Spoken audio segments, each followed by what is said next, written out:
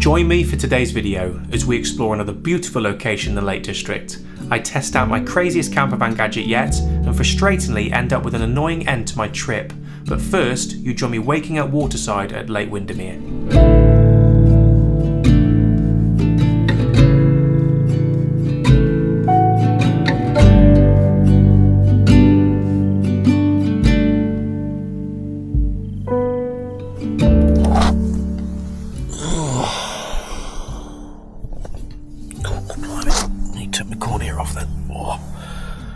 Good morning from a very busy car park in the Lake District. I can't speak too loudly because I've got a van parked right next door to me and they are up and awake and moving around. But this spot is probably one of the... No, it is the busiest car park I've ever been to when it comes to campers. Motorhomes galore. Not a bad little spot if you want to come and get your head down for the night, which I did. I had a fantastic night's sleep last night. I really needed it as well. After yesterday's escapades, trying to get up that flipping pass. I don't want to talk about it anymore. If you want to go and see that, then look at the last video. But that was something I never wish to experience again. And it kept me up actually for quite a while last night. I was thinking, what if I hadn't made it down that pass, and what if I'd burnt the clutch out and broken down up there? No one was going to recover me up there. It literally would have been a case of pushing the van over the edge and saying goodbye and walking back. So yeah, anyway, let's forget about it. Alright, I'm starting to get anxiety again. What is the plan for today? Well, I'm going to get myself dressed first and foremost, and then I think we're going to take a little little drive up to the top of Lake Windermere to go and see a beautiful National Trust property called Wray Castle. I think it's right on the edge of Lake Windermere. It's going to be a beautiful place to go and see some incredible views, go for a nice walk, and at some point today we're going to be cooking up a feast in the back of this van. I have got some ingredients in that fridge that are just dying to be cooked. I've had takeaway food the last 2 nights. Last night because I didn't really feel like cooking after what I went through the day before. So yeah, we've got a lot of food to cook and I can't wait to cook it. I've got a few places we can stop off along the way, and I've got a nice little park up earmarked where we can cook our dinner later.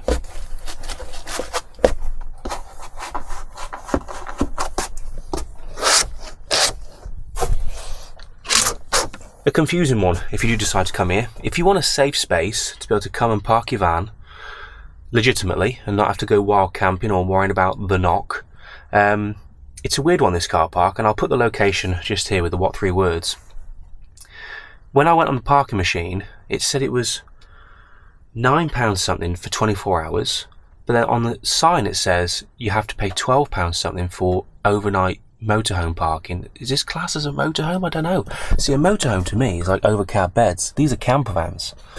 I don't know what the wording is, but I couldn't find the option cycling through the different prices for overnight motorhome parking, because I would have paid that just to be safe, 12 quid. But I've paid £9 for 24 hours, so although we're not going to be here for that long, it covered me for the night. But let's get a drink on. I think we might open the door actually. Just get a little bit of airflow running through here. We've got no one parked on this side of us. And it's quite a pleasant morning. Nice to hear the birds as well.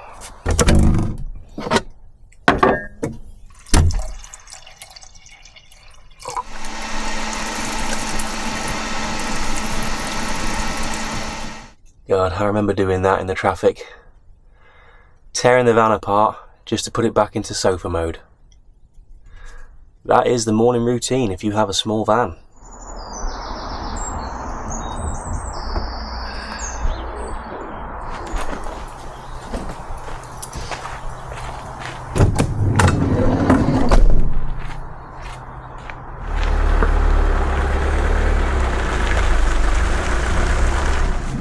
Goodbye, busy camp slash parking spot.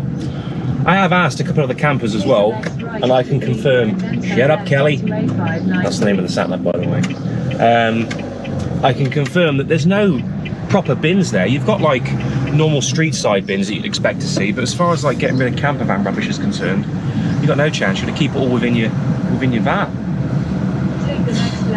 12 quid you pay for that, and you can't even empty your rubbish. They have got grey waste though. So if you, what is grey waste? Is that's like sink, innit? Sink waste. That's not pee, is it? Pretty sure it's not pee. But yeah, they have got grey waste, but just no bins. I don't know if I'd recommend it, because you'd only really go there if it's like nice and sunny, and when it's nice and sunny it's really busy. It's not 100% flat. Take it for what you will, but if you want a safe place to park, if you're not as wild as me, should we say, maybe I need to turn it down a little bit considering yesterday, and you want to go somewhere that's legitimate, that you know you're not going to get the knock, then maybe that's a good shout, because it's right in the heart of everything. You've got all the eateries, you can go and have a little walk around Lake Windermere. It's beautiful. But we're now on our way to National Trust Wray, 20-minute drive away, 8.9 mile. You can take a ferry actually, very close to where I am now, but it does dip down and dip up quite a lot. They do accept vehicles over 6 meters long, but there's a chance of bottoming out. And when I saw someone post a video of them going onto it in a car, I thought, that could be a bit tricky in a van. So something to bear in mind, 11 quid if you've got a big van. So we're gonna drive to Wray, secure ourselves a parking spot, cook up a nice bit of breakfast, and then we'll go and explore the castle. Oh my God, not again. Lake District in a van is a flipping nightmare. Take the next left. Okay, parking this way. Wow. Wow, that is pretty spectacular. This is the only level spot in the Wray Castle car park. I cannot wait to go and have a look at that. That looks absolutely spectacular. I've just seen a sign up there as well saying that the lake shore is just over to the left there, and that's the exit. I can happily confirm, so you haven't got to go out the same way you came in. God, there's a couple of passing points, but Jesus, that was tight. But no, I'm looking forward to this. But first, let's get some proper breakfast on the go. And I've also got one of the most exciting gadgets to introduce you to. It's going to be a major upgrade for this van. One of the things I hate most about when I go camping is washing up. I don't have to do that anymore. Introducing the Hava R09 portable dishwasher. What? Yeah. Oh yeah, baby. We have a portable dishwasher. We got our pitcher there to fill up the top water tank. We've got our rollout section here. We've got our cutlery tray. I cannot believe I've got a portable dishwasher in the van. I've been keeping it in the boot all this journey, and I've been so excited to use this and get it out. I'm gonna have to put it away again in a minute because obviously I've got to cook. But we're going to be putting this to the test later on. I'll be cooking up a meal. I'm going to cook up some breakfast now. So I've got the Ridge Monkey that's going to get nice and greasy. We've also got some pots and pans that are going to get dirty later as well. This is going to be a major test of the R09 dishwasher. And I've got to give a big tip of the cap to Darren from the Urban Motorhome, because I saw him use the R09, I think it was, their first model in his motorhome. And he said it was an absolute game changer. When you're going out, if you hate doing the dishes, this is the solution for you. You've got multiple washing functions here that I have no idea what they do at the moment. You've also got a drying feature, so you haven't got to dry up with a tea towel. It does it all for you. The way it works, from what I can tell from the instructions so far, you plug it in to your AC outlets, or if you've got a portable power station, you could do that. It uses 900 watts, I believe, so about the same wattage as my little air fryer, but it will use a bit more power, obviously, because it's using it for a longer period of time. So this is definitely going to consume a bit more power for my leisure battery, but for the simplicity of just being able to put your pots and pans in there, couple of cups, bit of cutlery, close it up. I mean, that is, if you go camping and you don't want to be doing the horrible jobs that you do at home, that is the way forward. So if you're thinking about how it works, this is the top water tank. You can actually plumb this in like a traditional dishwasher. You can put a water hose to it, so it's got a water feed, and you can also attach the waste pipe to your sewage outlet at home. But we're not going to be doing that because there's another way that it operates, which enables me to use it in a camper van. You put 5 litres of clean water in here, And you've also got your water drain pipe that goes into your campervan sink. For a cycle of washing, it uses 5 litres of water. Now you might be thinking straight away, Brendan, that's quite a bit of water. If you cast your eyes back to when me and Andy went camping, we were in the back of this van and I cooked up a curry feast, I ended up using 10 litres of water washing up the pots and pans just from that curry, which was ridiculous. And then the 10 litre water container that I had in here was overflowing and bubbling up. It wasn't a good solution. But for now, let's pop it away and let's get cooking. The car park is starting to get busy now. Have a look out there, look.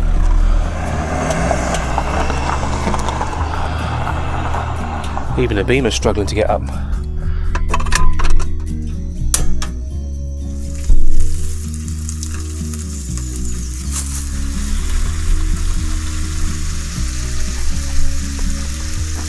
We've got a meal to cook later on as well, after our walk around National Trust Wray, and then we're going to be heading back to the Shire. There's a lovely little park up that I found. It's some kind of country park where I thought that'd be a good stop to cook up a feast tonight. I think, in fact I know, I'm going to have spaghetti bolognese in the back of the van tonight. It's one of those meals that you'd want to avoid if you're washing up, but I'm not having to wash up tonight. I can use, someone nearly crashed, I can use a dishwasher. So I'm having spag bol. I've also got some mozzarella cheese to sprinkle over it, some posh pasta as well. It's going to be a nice meal.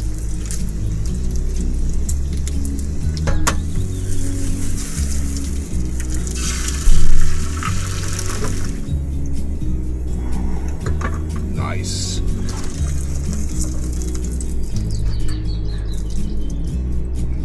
And a cheese topped bun. Oh, yes. That will do, pig.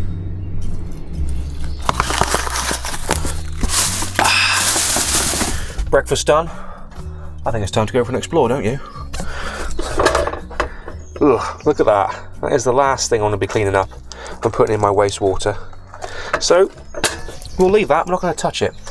That's going to be cleaned up by the dishwasher later on. Right, let's get these handles off, sort the van out, and go for a wander.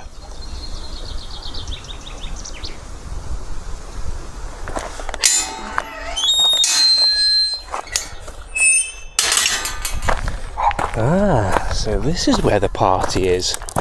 This is where the action's happening. Down by the lakeside.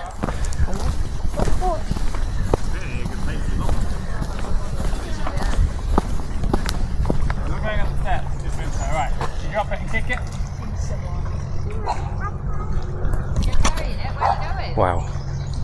It's only when you stood at the edge that you really get an impression of how big the lake is. And I think it goes further than what I can see. I think it goes round the corner there, around the edge of the trees, and then also around the edge here as well.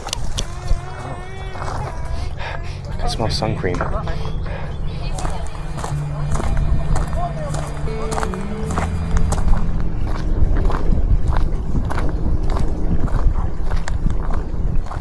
I didn't really talk much more during my visit to Wray Castle, not because there was nothing to mention or because there was too many people about. I just wanted to enjoy this beautiful place in silence for a little bit, and you know what? I really enjoyed it. Looking out across the beautiful lakeside, seeing people enjoying boat trips and taking in that incredible castle skyline was just brilliant. It's a shame we couldn't see inside the castle today, but this is definitely somewhere I'd come back to when the castle reopens.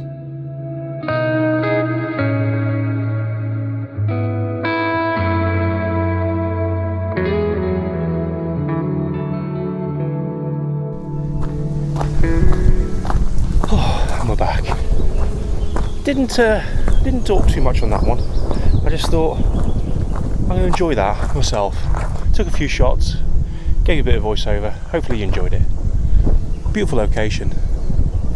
Wray Castle. Not the most level of car parks, but we did all right. We did all right. Right, time to head back to the Shire and find a nice little spot on the way back.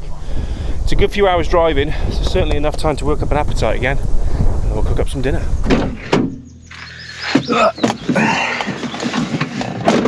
Let the fun and games begin.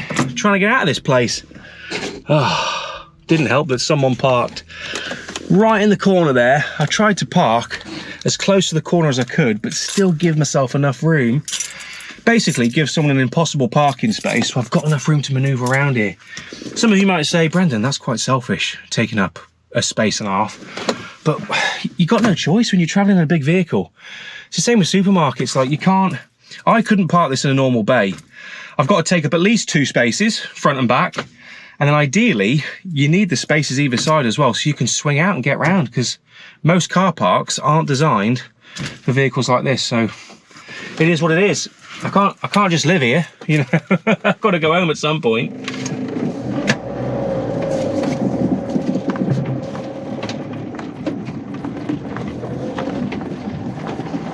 Come on, come on. Come on, girl. And we're away, we're out. Sorted. This has been such a strange trip. Like, as far as the locations are concerned in the Lake District, I haven't topped it yet. Like, we're talking some serious views, beautiful nature, fantastic lakes. Like, obviously the Lake District does what it says on the tin, but it's also paired with really, really tight roads. Like, even if you were traveling around the Lake District and doing Airbnbs and stuff in a car, I think you'd be stressed out. I think you'd be really stressed out. I mean, I worked 4 years for the ambulance service, driving ambulances around various different parts of Shropshire, some pretty sketchy parts as well, and I've never experienced something like this. And Shropshire is proper country bumpkin. But yeah, this is on a different scale. Oh my God, a motorway. I never thought I'd ever be relieved to see a motorway. Oh, look how wide this road is. It's like luxury. Well, hey, finally, we're here. Oh, Marbury Country Park. Okay, right. Let's try and find a nice little spot to cook up some food. Okay, I'm happy with this. Just as I was coming out of the car park, this looks like a wonderful little spot. Right underneath the trees here. Beautiful views. The fresh smell of the countryside. Right, let's get this meal started then. So, we have some beef mince, a white onion, some mozzarella to mix in with the pasta and the sauce once we've cooked it. We've also got, in a bag over here,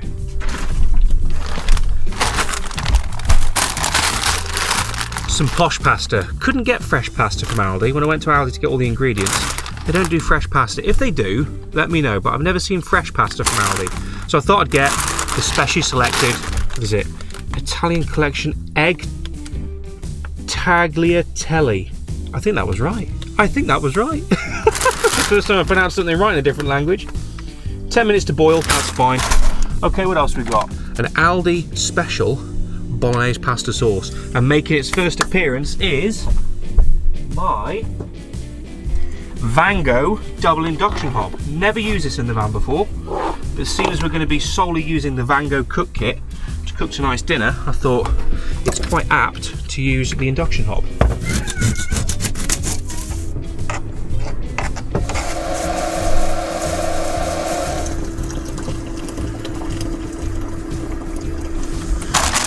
Pasta in. I'm thinking 1, 2, 3. That's a big one. That'll do for us. Let's season that water a little bit. Let's season the meat.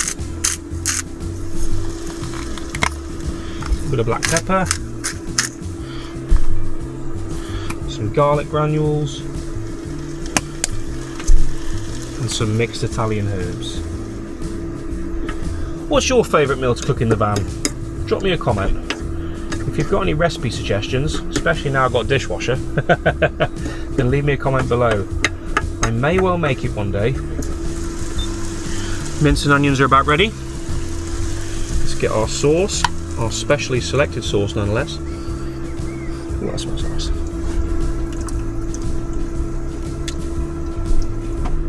The added piece on top a ball of mozzarella here. I'll drain into the sink, and then we can put that into the pasta and mix it through. That is going to be absolutely delicious. Put that on there.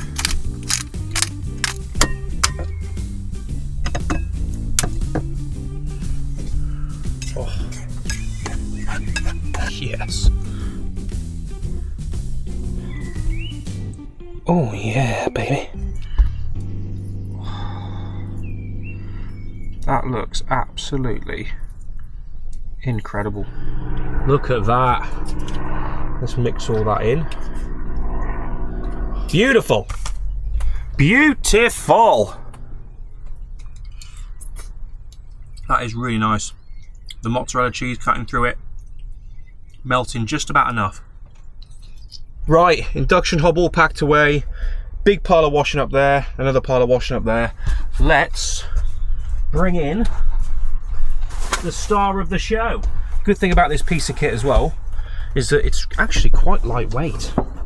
I'll just put a little bit of text here on how much it does actually weigh. Bring that round, please say it reaches. Yes it does, bing bang boom.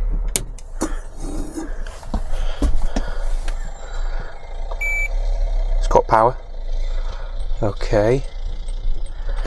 We can open this up. Oh, look at that! Oh, look at that! That is so cool.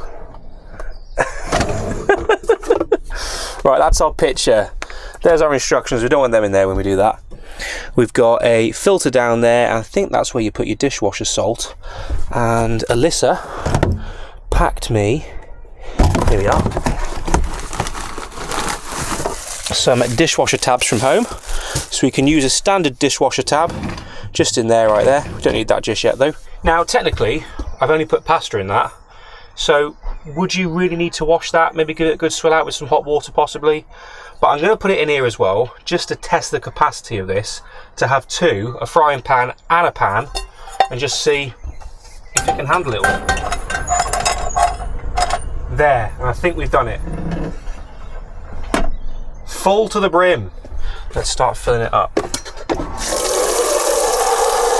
Power's on, dishes are in, water tank is full. Let's just clip that closed.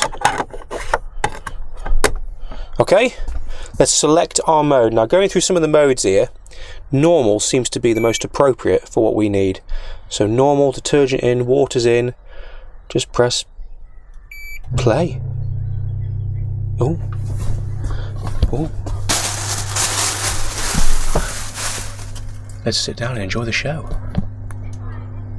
So a normal wash takes 69 minutes, just over an hour. So at the moment, the van battery is currently drawing just over 1,000 watts. And I've got the fridge on, the lights on, and there's something like a bit of phantom power going on as well. And at that rate, we could run that for nearly 6 hours straight. That's only an hour. But obviously between camps, I'm driving, so I've got my split charge relay, DC to DC charger that goes to the leisure battery, which is also charging the battery, so I haven't got to worry about ever running out of power. It's not actually that loud either. You could probably run that overnight, I reckon. Serious question for you. How do you protect your footage when you're filming? If you do what I do, please drop me some advice and comments below on how you can protect your SD cards, whether it be making duplicate copies or whatever, but I've just lost the rest of that adventure from the Lake District. I mean, it wasn't really a hell of a lot to show you really. I just drove back to Shrewsbury and I got back safe, but if that had happened earlier on in the trip, it would have been a filming and editing disaster. Thankfully though, I can save this a little bit. I've been out in the van again, cooking a bit of lunch, got plenty of washing up. The last cycle that you would have seen me loading washed it perfectly, but I wasn't just going to say that it washed it perfectly, I'm going to show you. So I've been out again, cooking a bit more food, and we're going to fill it up and I'll show you the results. So I'll skip forward, I'll load it, show you it doing its thing, and then we'll see the result.